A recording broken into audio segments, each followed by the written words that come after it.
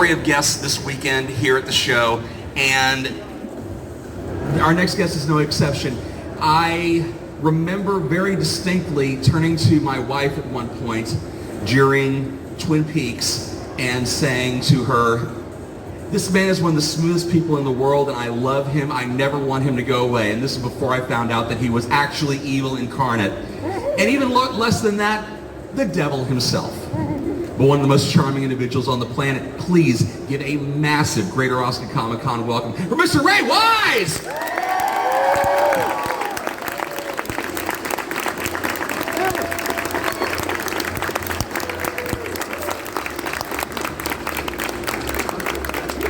Good to see you.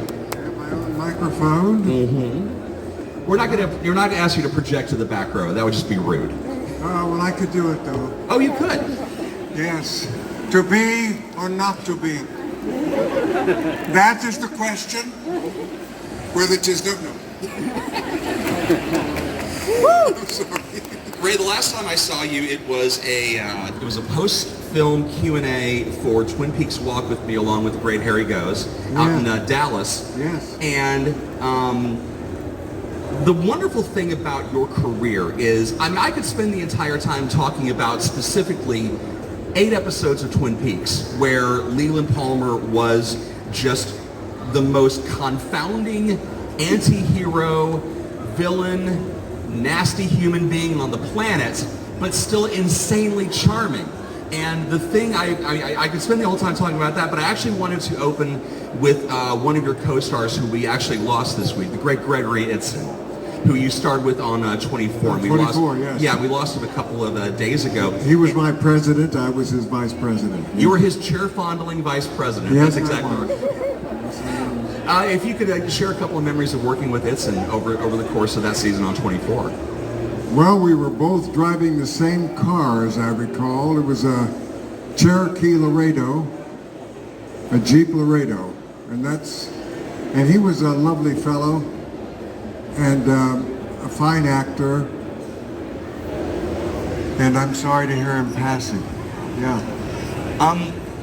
With a show like 24, where it's structured, the audience thinks, or the conceit is that it's a straight 24-hour period, but it's shot traditionally.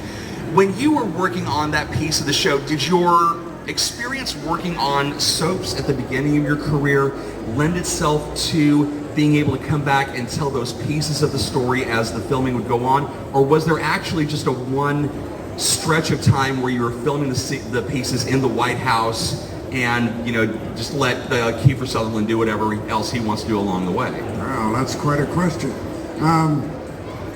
I started back in 1969, actually, but 1970 on a show called Love of Life in New York. It was a soap opera, and it was a half-hour show, and doing that show for almost 7 years, 950 half-hour episodes, I developed kind of a photographic memory for a script page. I could look at a page of script, and my mind would photograph it, and I could actually recall where on that page that line came, on the top or the middle or the bottom, and that was my photographic memory for scripts, and so it became easy for me when I did a show like 24, which was all real time and real fast moving, that I could accomplish that easily, and I did Young and Restless for a couple of years and got an Emmy for that, for playing the character. Thank you. And sometimes I would have to do 36 pages of dialogue a day and memorize 36 pages, and so it was difficult, but for me it came sort of easy. And does that answer your question at all? I don't know. Absolutely so. Yeah, ask me stuff, because I'm loaded. I'm loaded with stories that could just completely blow your mind if you just would ask me the right question. Well, We talked about. I don't know if he's going to do it, but I hope they can. I do am. it. Well, Okay, I will do my best, sir. Okay. And speaking of your soap career, Yeah. people looked at Twin Peaks as a gothic soap opera Yeah. done in prime time. When you were talking with David Lynch about coming on to Twin Peaks, Yeah. was that mentioned? Was that a component of what brought you into the show? Well, here's the deal about David Lynch. I don't know if you know this, but when I was called in to meet David for Twin Peaks, I came in and we started talking, and we talked about our first cars. I had, believe it or not, my first car was a 1960 Alfa Romeo convertible. My dad bought it for me for $1,100. I'm a freshman, I'm a senior in high school, and he got this car for me. David's first car was, I think, a 1963 Volkswagen Bug. Yeah. True to form. Yeah, and we talked about our cars. We talked about another man that we had in common as an actor, Kenneth McMillan, who was in his Dune movie, and that was the extent of the audition with David Lynch. And I found out 3 days later that he wanted me to play Leland Palmer. I was up for the role of Sheriff Truman. I wanted to be Sheriff Truman.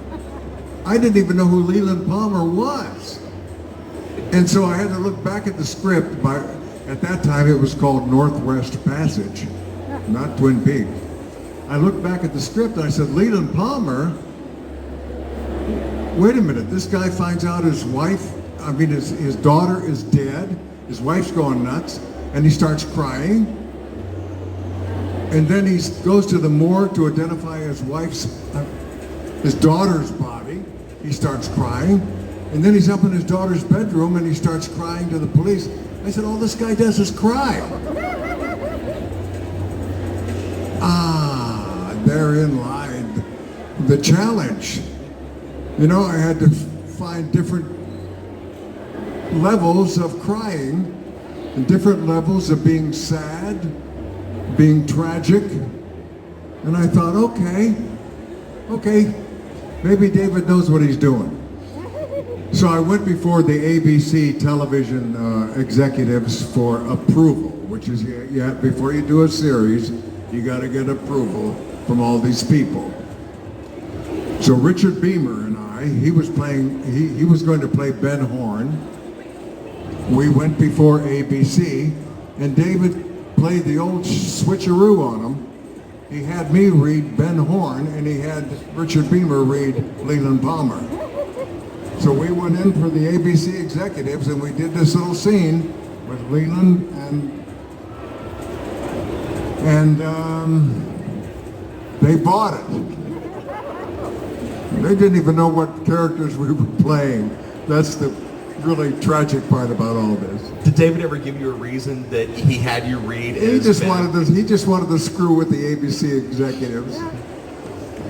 He and Mark Frost, they had a deal with ABC that you let us do this show and keep hands off, and we'll do it, and that's it. And ABC had to agree to it, or else the show was not a go. And at that time, ABC was Cap Cities, and the head of Cap Cities was a man by the name of Mr. Burke, and he didn't like Twin Peaks really very much. But he saw that he had to keep it on the air, at least for as long as he did. And so we got approved by the ABC network, and we started doing Twin Peaks. And then I started doing the episodes, and I heard this rumor that they were going to try to find out who the real Killy of Laura was, the killer, and I was praying to God that it wasn't me.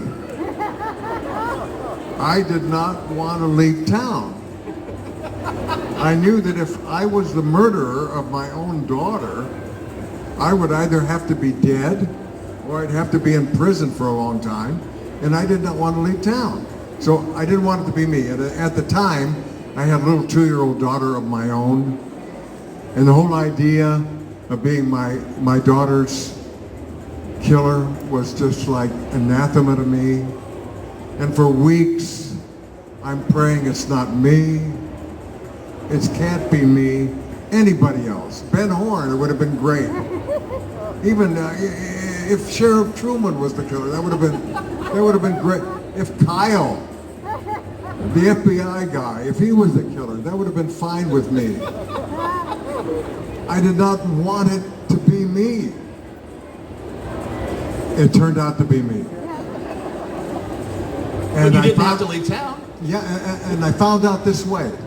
I was called the day before we shot the reveal scene where I kill Maddie and smash her face into the picture frame on the wall and kill her. The day before that, David Lynch and Mark Frost called me into their office of sorts. It was a room, dark, with a lava lamp in the corner. That's all. Mark Frost and David Lynch were sitting cross-legged on the floor. I came in with Cheryl Lee, Laura Palmer, Ben Horn, Richard Beamer, and the three of us sat cross-legged on the floor. Were there bongos involved? No bongos, just a lava lamp. And I sat opposite David and Mark, and David Lynch leaned over to me, put his hand on my knee, and he said, "Ray, it's you. It was always you." And I'm thinking, shit. No, it's not me. And then he proceeded to go on about how it was going to be such a beautiful thing, Ray. You're going to be in Cooper's arms, and he's going to read the Tibetan Book of the Dead. And you're going to look down this long tunnel, and at the end of it is a bright light, and it's your daughter, and it's going to be a beautiful thing. And you're going to see her, and she's going to forgive you. Anyway, he did such a con job on me that he made it totally acceptable to me that I would go out this way. And he did it in a matter of like 5 or 10 minutes. I don't know how he did it, but it was quick. And I bought it, and I did it, and that's the end of that. And you're reading the sides when you're actually shooting. Where's the tunnel? Where's the oh yeah, where's the tunnel? Well, that scene where I actually died was incredible because these sprinklers were coming down on me from above, and the water was going up my nose and in my mouth, and I was still trying to talk and see my daughter at the end of the tunnel and all of that. It was one of the most trying scenes ever that I've ever done, and for me, you know, every time I watch that thing, I get choked up when I see it, watching myself die. I don't know if you've ever experienced anything like that. I try not to. It generally wants to be the case. I know, it's not normal. But what in acting is. Though. Yeah, but in acting it kind of is, and it gets me every time. You know, I just watched some of the episodes last week, and it still holds up. At least until David and Mark decided to, you know, leave for a bit and come back. And then came Fire Walk with Me, which was even. That was an emotional ringer for everybody. Yeah, that was a real bonus. Yeah, that was something else. We talked with Cheryl 2 or 3 months ago, and she said that might have been the hardest experience she will ever have in filming anything. Just that shoot. She went through the gamut, really, of emotion and physical and mental. Making that movie, and you know, when we first made Fire Walk with Me, I thought, boy, this is too far out. This is really a little bit too much for me. Kiefer Sutherland in the beginning of it, and Chris Isaac. I thought, this is not right. But since then, I consider it David Lynch's masterpiece. I think Fire Walk with Me perfectly sums up David Lynch's style, his film sensibility completely. And I think it's his masterpiece. And so I'm very proud to have been in it. We do have questions. Questions. Here's how this is going to go, because I cannot get over this fence. I've tried. My knee is horrible. So if you can meet me either on this side, You have a at bad the bottom. knee? Well, no, I was pushed down over there. So I got yeah. one too. Okay. Yeah. So I mean, I'm not going to ask you to get over that rail. That'd be horrible. So come on down to either one of these pieces of the aisles, so we can have everybody here. And I know somebody's got a question in this thing. Yeah, and we'll start with my little buddy. we'll start with Bombshell Wonder Woman over here. Yeah. Hi. I'm more familiar with like your comedic stuff, like on Psych, and I'm just wondering, do you have a preference of, the darker horror things like, or the comedic side? I love, first of all, I love Psych. I love those two guys. I think Psych is a great show.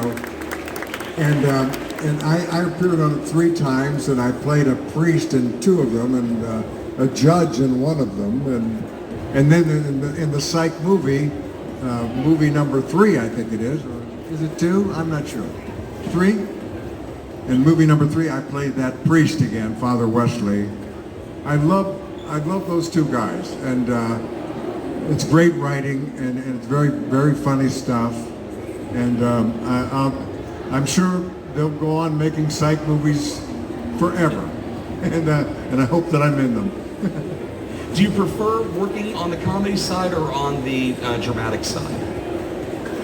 Or do you just care? I really don't have a preference. I like to.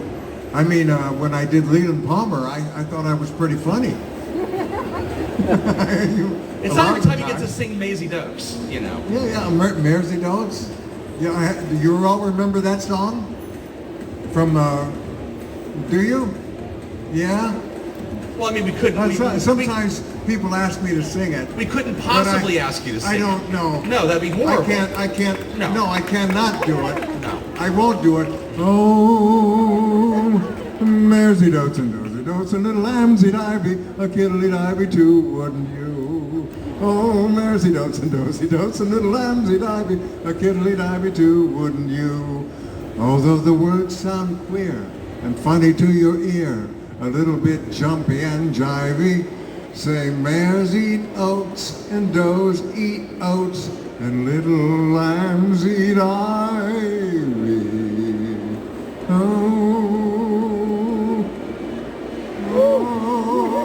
Key change. Oh, mares eat oats and does eat oats and little lambs eat ivy. A kiddly divey too, wouldn't you? A kiddly divey too, wouldn't you?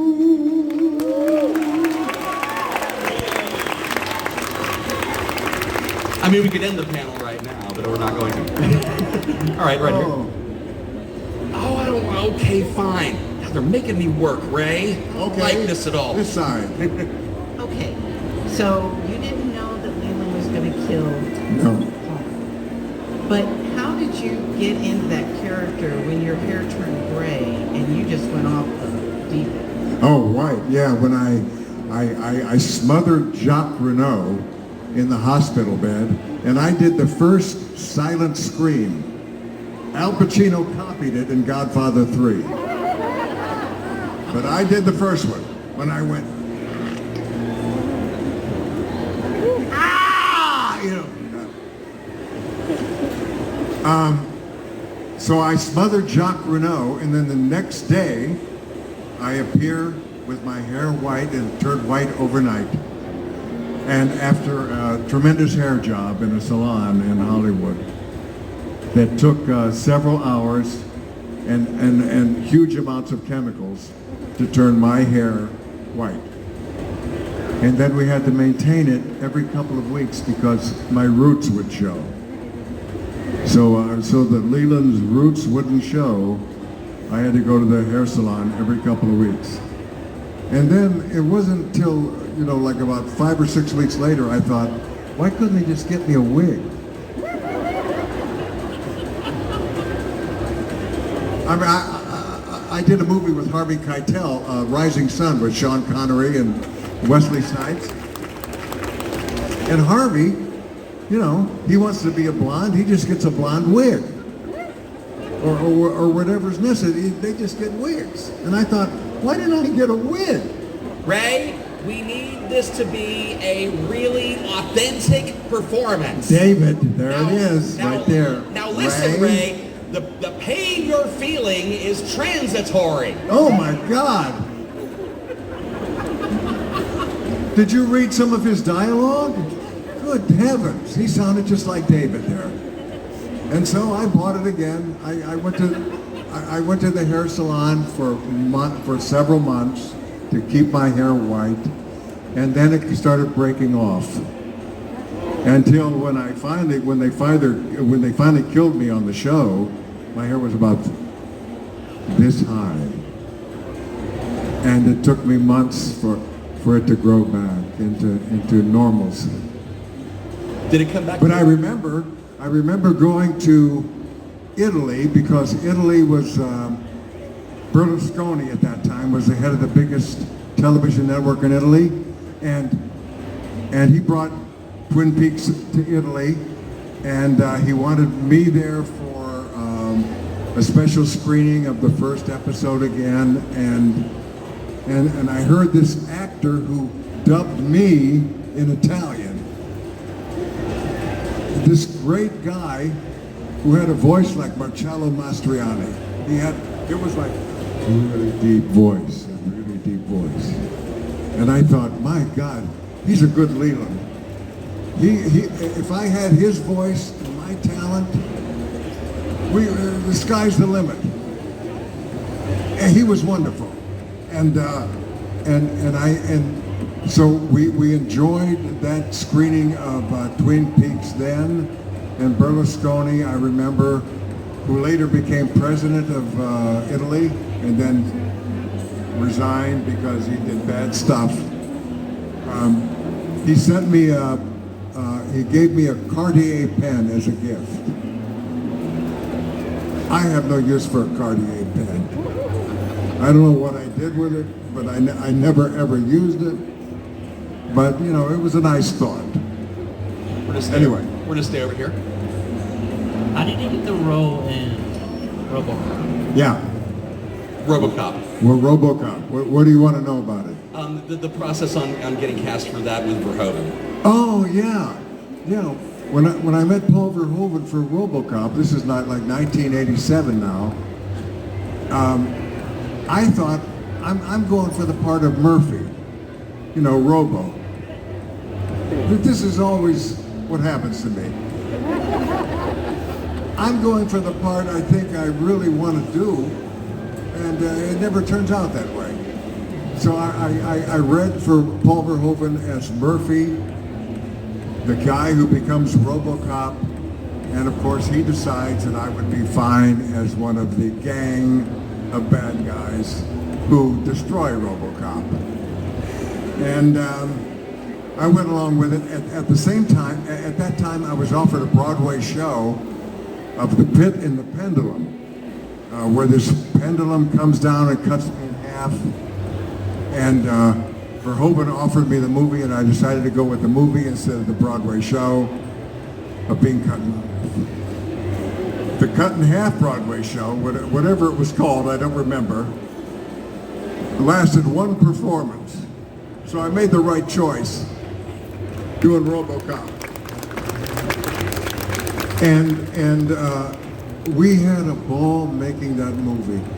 Me and the other guys in the gang and Clarence, you know, we blew up this whole town in Dallas, this whole street.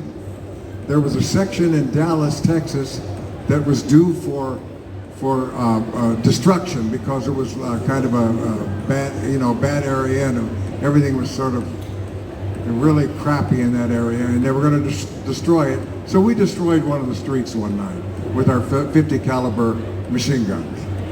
We blew it up. The film commission. That street is still there in Dallas. Yep. They never tore it down. I don't know why. It's because it's a cultural landmark now, right? Yeah, I guess so.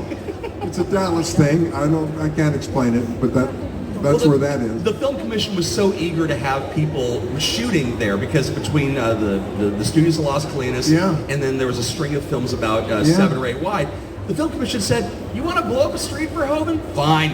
How many blocks you need?" And Yeah, exactly. That's exactly It it. was so wild ass. That's exactly it. And I worked in Dallas many times, and in Houston many times, and in Austin a couple of times. In fact, I did this movie called Land of Leopold in Hutto, Texas. I don't know if you know Hutto. The Hutto hippopotamuses, the Hutto hippos, right?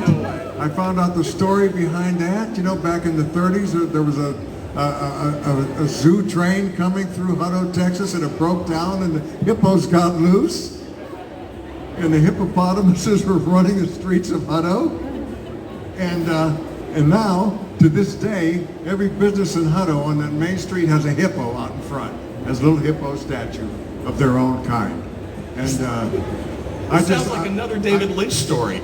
Yes, he could have made a movie out of it easily, and I really loved that story, and I liked shooting in Hutto, and I love Austin. I love Austin, Texas. Thank God for all of you in Austin, Texas. I love you in Austin, Texas, and I will come here to Austin anytime, anywhere. Just name the place and I'll be there. Austin is for me. Take that however you will. Fine, I'll take you to barbecue tonight. Okay, Fine. we'll take me to a barbecue. Right over here. Hi. So my family actually watched you in Reaper a lot, and to me you were like amazing. Like Oh, the Reaper? Reaper, yeah. Yeah. Super iconic. So kind of like two-part question. First one is like, what was that experience like? And secondly is there any like ray of hope that we'll get like another season? Oh, well, yeah. Well, for those of you who haven't seen it, it's a Reaper was a show that was on the air for a couple of years on the CW network, and I played the devil. And he was a kind of a cross between a used car salesman and a talk show host. That's the way I looked at him. And I came for the casting process for Reaper. They had seen like over 100 actors from, you know, even like Jason Alexander, Peter Stormare, who played the devil in Constantine. You know, he already played the devil. They had seen all these people and they didn't find what they wanted, and I came in at the end of the process, like on a Friday before they had to cast it for a Monday. I came in at the very end and I did a chicken fried steak scene, and they said, "That's our devil." And so I started on that following Monday, and Kevin Smith directed the pilot for it, and I played the devil for 33 or 34 episodes that I wish could have continued forever. And I thought it was a beautiful show. I thought it was wonderful. I thought it was well written, very funny, good cast, you know. Much better than so many of the shows that are on network today. But it didn't last, alas. You know, I can't tell you how many times I've lost out on like $1 million like that. But it happens. And before I used to cry for about 5, 6, 7 days. But now I only cry for 1 day. Because the next thing's right around the Yeah, corner. just, you know, the next one's going to come right around the corner. That's the way I always looked at it. And so far, so good. And you people are actually helping me. I just finished making a movie with Chris Pine, Annette Bening, Danny DeVito, Jennifer Jason Leigh, and it's called Pool Man, and I'm the bad guy in it.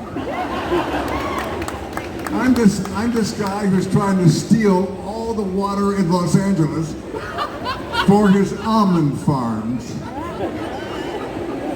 And that's as much as I can tell you. But I'm sure it's going to be in theaters probably in about 3 or 4 months, and then it'll be streaming on every stream. And so look it up, Pool Man. And it's going to be a gas, I think. Or maybe a liquid at any point. Right. Hello, so I'm a fan of Fresh Off the Boat. Yes. And I was wondering, what made you decide to play Marvin and be a part of the show? And also, what was your favorite part of working on the show? Why did I decide to be Marvin? Well, I've never played a dentist before. And I thought, goodness, you know, they're going to give me a set with my own dental office. I better get, you know, playing a dentist down. So I went online and everything I could look at about, you know, doing implants, doing caps, just filling a cavity. I tried to learn all that stuff. Of course, I never had to ever use it on the show. All I think I ever did was clean teeth and maybe fix somebody's cap. That's all I did. But, you know, you try to research everything that you play, you know, and I really wanted to be a good dentist. But it didn't matter really how good of a dentist I was. They just wanted me to be funny if I could be. And so I tried the best I could. And it was interesting because they chose me for this show and offered it to me, and I had no idea what it was going to be or how it was going to be. Randall Park, who played the lead in it, and Constance Wu, who has since gone on to become a big movie star, she's actually the one that queered the whole thing. We would have been on for several more years, I think, but Constance wanted to leave and do her thing, and I can't blame her for doing it. She was a hot movie actress, and she wanted to do it, and I'm not speaking badly about her, but that's why that particular show ended. Am I being too frank? No. Okay. You're being Ray. That's what we're supposed to be. I'm being Ray, not Frank. Yeah. Hi, I have a question. What was it like working with Beach House and Tim Heidecker for the Beach House music video? What was that? The Beach House music video with Tim Heidecker. Oh, with Beach House. Yeah, Yes. with Eric Warheim, who directed it. Yeah. Tim and Eric. You familiar with Tim and Eric? We've been playing that video occasionally over here. Yeah. And it's one of the most unique pieces of clips It's a I've seen on. great video. It's gorgeous. It's me singing Victoria Legrand's song. Of course, she's a woman. I'm a man. And her voice is coming out of my mouth. And I thought that was pretty spectacular. And at the end of that particular video, I'm sitting on this big, beautiful white horse, and he raises up, and I did it. I actually did that. I was holding on to his mane for dear life. And it's a fascinating video. It really is. And Tim and Eric, they're just nuts. They're crazy. And I did their business hugs, and I did their $1 billion movie where I was Dr. Dune's Struts with Shrim. I don't know if you're familiar with that term, but if you're not, I can't explain it at the moment. It's why the internet exists. Yes, yes. Sincerely. With all the there's an amazing array of directors you've worked with, from Kevin Smith, David Lynch, Paul Verhoeven, Tim and Eric. Philip Kaufman, John Schlesinger. All of them Cappy, are yeah. all of them iconoclasts. Yeah. Can you see yourself ever working with a boring director ever again at this point? Because all of them just seem to work so far out of the box doesn't even exist at that point. Well, you know, there are some great new directors coming along, you know, that they have an idea and they're passionate about it. Now, and I'll go with them, you know, if it's something that strikes me, I've gone with a lot of first-time directors, you know. And Chris Pine, this latest one, Pool Man, this is his first feature that he's directed. So, he directed it. Yeah, Okay. he directed it, he wrote it, and he stars in it. He's the Pool Man. Yeah, he's the new Captain Kirk on Star Trek. Chris Pine. His father, Robert Pine, is an old buddy of mine. He was on Chips with Eric Estrada. Yeah, and Robert, he's about my age, and he's a great fella, a good actor, and when Chris was considering me for the part in Pool Man, he was kind of taken by the fact that I was of his father's generation. You know, that I started back in 1967, which really dates me, doesn't it? I mean, it's 1967, then the 70s and the 80s and 90s and And since you're only 2010. 39 years old, it's amazing how you did that. I don't understand how you did that. I started very young. I was 2 years old when I did my Sure, absolutely. my first movie. And my first movie was in 1968. It was called To Dare the Devil. And I've been doing that ever since. You know, and then I actually played the devil about 45 years later. So And also, it all comes around. and inhabited by Bob, so kind of you almost And Bob, did the yeah, devil I forget about Bob, because you know when I played Leland, I only had Leland in my head. I never thought about Bob. twice. Ray, don't worry about Bob. We'll do that in the post. There he is. God, he's uncanny how much he sounds like David Lynch. Did you practice that, or did you know that? We did a show with a lot of the Twin Peaks folks in Fayetteville 3 years ago. Oh, in Fayetteville. Yeah, and I did the first impersonation with Cheryl, and she said, "You have to put that out in public." Spot on. Yeah, you're it's just- spot on, man. It's just, Yeah. I've seen him do. I mean, between the second season on Twin Peaks and all the behind-the-scenes stuff, it's a very easy voice to get into as long as you know the transcendental meditation works behind it, and it's a very purposeful way to speak. Okay, so David calls me on the phone. He says, "Ray, we're going to do a new season of Twin Peaks." I said, "What?" "We're going to do a new season of Twin Peaks, and I want you to be in it." I said, "All right, I'm there." I hung up the phone. I'm thinking to myself, what's he want me to do? What are we going to do? What are we going to do? I hope, you know, Leland, I'm dead by, you know, Leland's dead. That stops no one. I know. And I thought, how is he going to do this? And I'm thinking to myself, well, he could do it one of two ways, and the one that I prefer, that I'm going to mention to him if I get a chance, is that Leland's twin brother, Leonard, comes to Twin Peaks to find out why his brother died so mysteriously, why he died. And I think, you know, a little hair color, maybe a mustache, I don't know, but I could be Leonard Palmer. And I mentioned this to David, and he thought, oh, that sounds good, Ray. Well, it turns out I was just in for one line in the new season of Twin Peaks, and another episode where they just showed a couple of pictures of me, and that was that. I was glad to be included, but I was, you know, I was really hoping to be in much more of it. And I had suggestions, and they didn't go for them.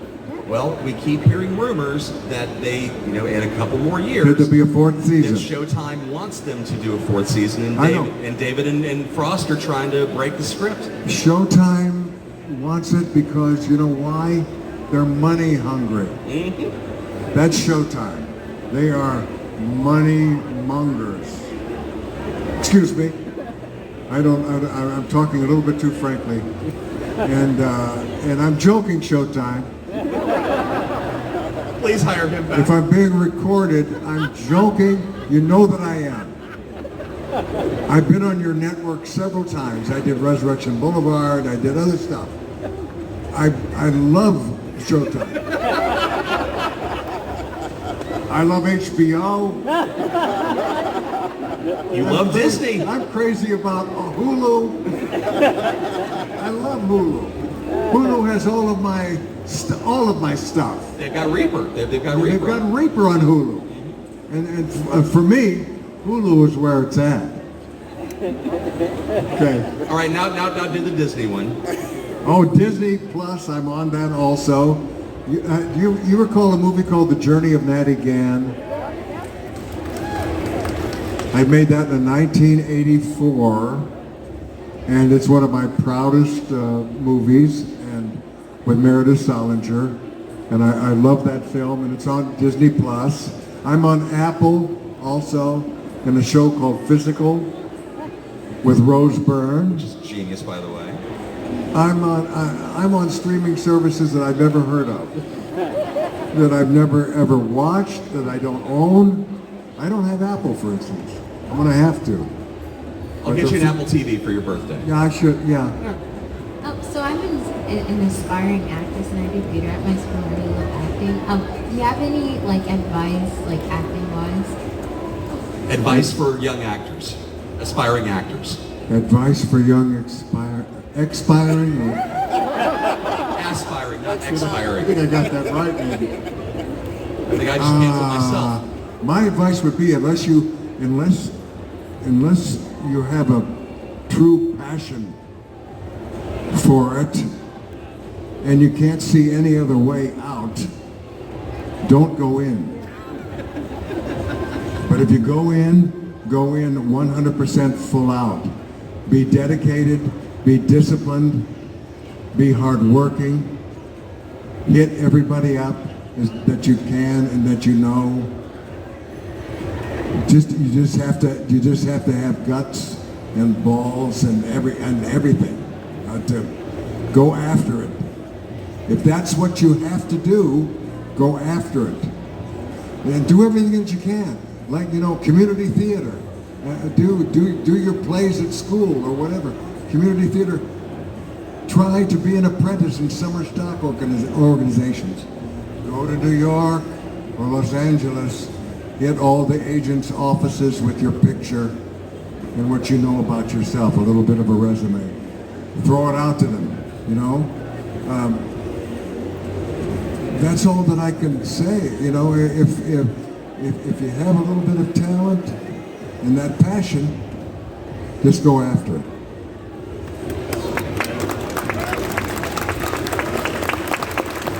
Let's go.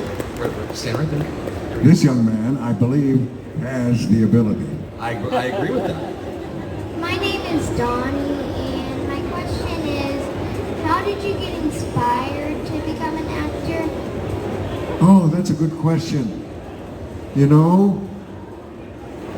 I felt this desire to become an actor when I was about 10 or 11 years old. And it was because of our fourth grade Christmas play. And in that play, I played a Christmas tree.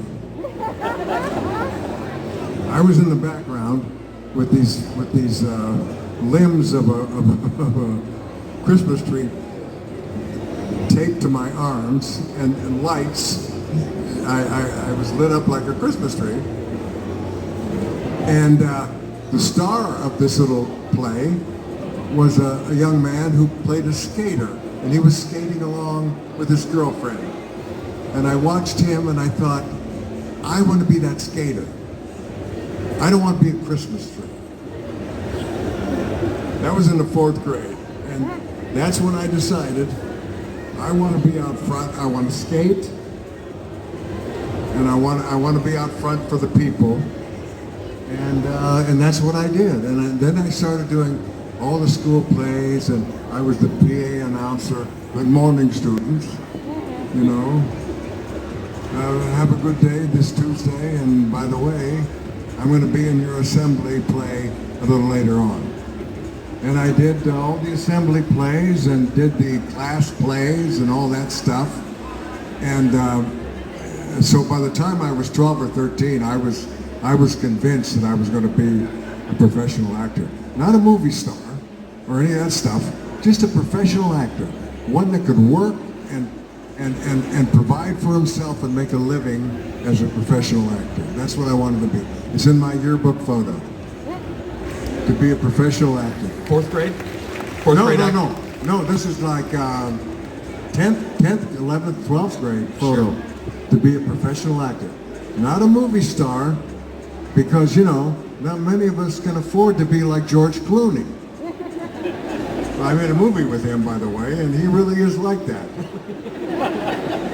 But I can't be like him or Robert Downey Jr. or those guys. But you know, I have my own little niche, and I try to do what I can, but I just wanted to be an actor and make a living, and so far I've been able to do that. Well, the great thing about your career, Ray, is there's no, I mean, you say that you keep playing these evil characters, bad characters. There's no Ray Wise character. You have run the gamut in your career, and I sincerely look forward to seeing the rest of it, because as a 39-year-old, you have your whole life ahead of you in your career. I've got another 40 years at least. Exactly. Give a massive round of applause to the amazing Ray Wise, ladies and gentlemen. Thank you. Thank you. That little guy. Thank you. Did you listen at all? He's hiding right there. Yep, there he is. Okay. Good afternoon, Greater Los Angeles, and welcome. Okay.